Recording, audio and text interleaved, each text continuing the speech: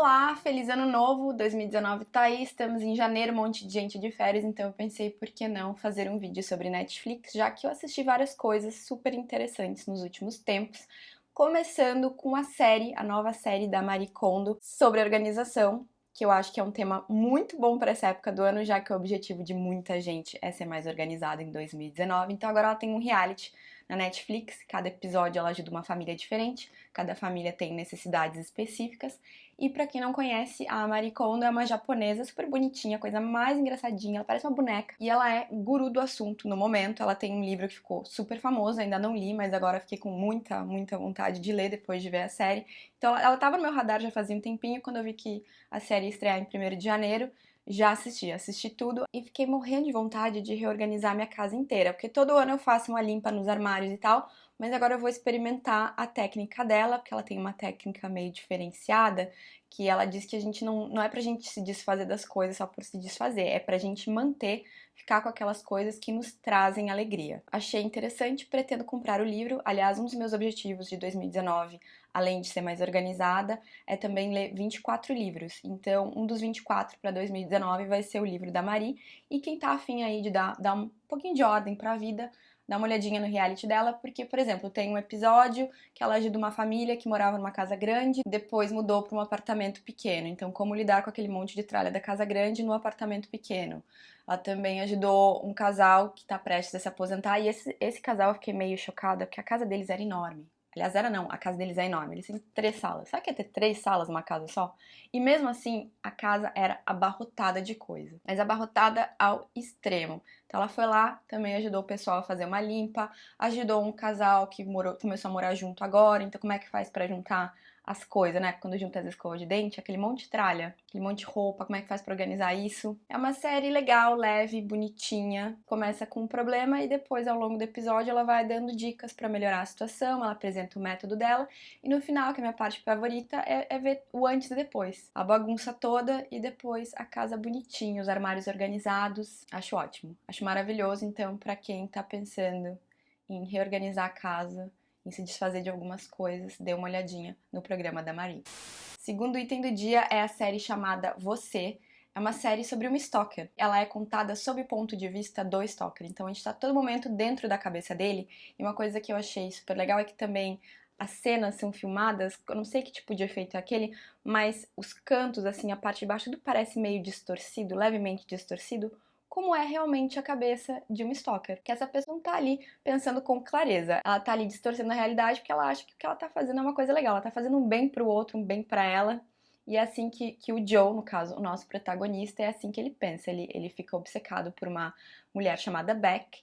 A Beck, ela é aspirante a escritora, mora em Nova York. E um dia ela entra numa livraria onde o Joe é gerente. E ela é simpática com ele, educada, legal, rola um flerte e tal. Mas assim, ela não deu o número de telefone, nada. Ela só foi legal com ele, e a partir daquilo ele já começou a construir um negócio desse tamanho dentro da cabeça dele. Ele pegou o nome dela, jogou no Google, conseguiu descobrir várias informações, até onde ela morava. Aliás, fica a dica de dar uma olhada geral no perfil do Instagram, no Facebook, o que a gente tem ali de informação que a gente está colocando na internet, porque eu fiquei meio passada. Ele conseguiu baixar a ficha inteira dela, dos amigos dela, do crush dela, da família dela, de tudo. E aos poucos ele foi lá se introduzindo na vida dela. O mais impressionante é que tem momentos que a gente torce por esse psicopata. Real torce mesmo. Eu fiquei passadíssima, que em alguns momentos eu tava assim, torcendo para que alguns dos planos dele dessem certo, apesar dele estar fazendo uma coisa horrorosa. O ator que interpreta o Joe é o Penn Badgley. Badgley? É assim que fala o nome dele? Não lembro, mas gente, é o Dan. Dan de Gossip Girl. XOXO, You Know You Love Me. Então, ali em Gossip Girl ele era meio stalker também, né, gente? Então foi uma preparação boa pro papel do Joe.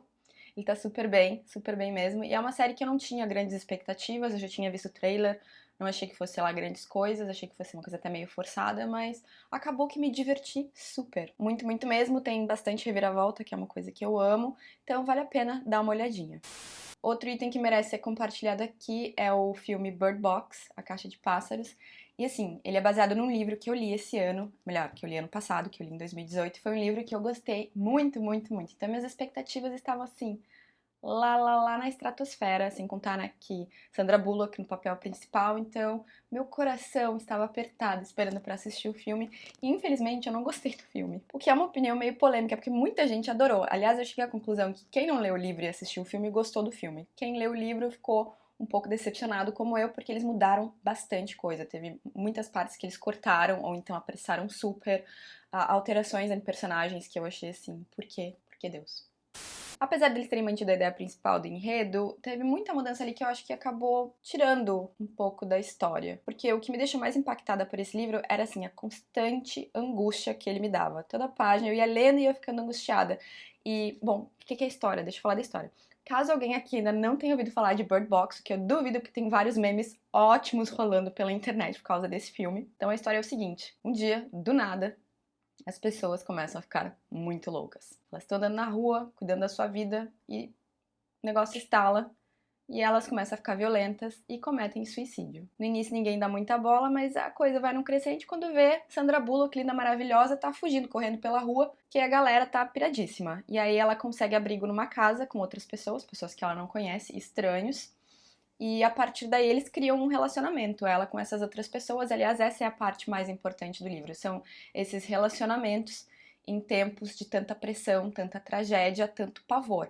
Por quê? Porque se descobre que as pessoas elas piram porque elas enxergam criaturas. Existem essas criaturas misteriosas que se tu olhar para elas por um segundo de relance, tu fica louco. Então, depois que tudo isso acontece, as pessoas que conseguem sobreviver, elas sobrevivem como? Elas sobrevivem no escuro, fechadas em casa, com todas as janelas tapadas. Toda vez que alguém precisa ir pra rua, tem que ir com os olhos vendados. E no livro, isso dos olhos vendados, de sair e de ter que ir atrás de mantimentos, buscar água no poço, essas coisas todas, travessia que depois a personagem da Sandra Bullock tem que fazer, tudo isso é cheio de medo. Tenso, é bem tenso acompanhar e também é super tenso acompanhar como as pessoas elas vão mudando e ficando cada vez mais neuróticas dentro dessa nova realidade. Então as pessoas que estão ali na casa, e uma coisa que eu acho que o filme pecou muito foi nos detalhes dessas pessoas, nas alterações que foram feitas a esses personagens, porque foi tudo muito apressado. E eu entendo que o filme tem, né, a restrição do tempo e tal, que o livro não tem, mas enfim, fiquei meio chateada,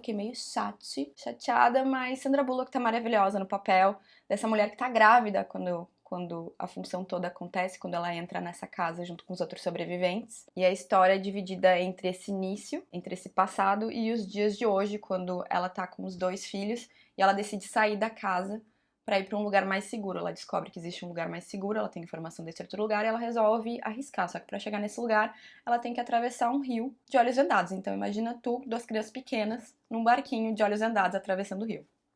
Fácil? Certamente não. Recomendo super o livro e o filme eu recomendo para quem, por um acaso, não tenha lido o livro ainda ou quem tenha lido o livro e tenha, assim, baixíssimas expectativas.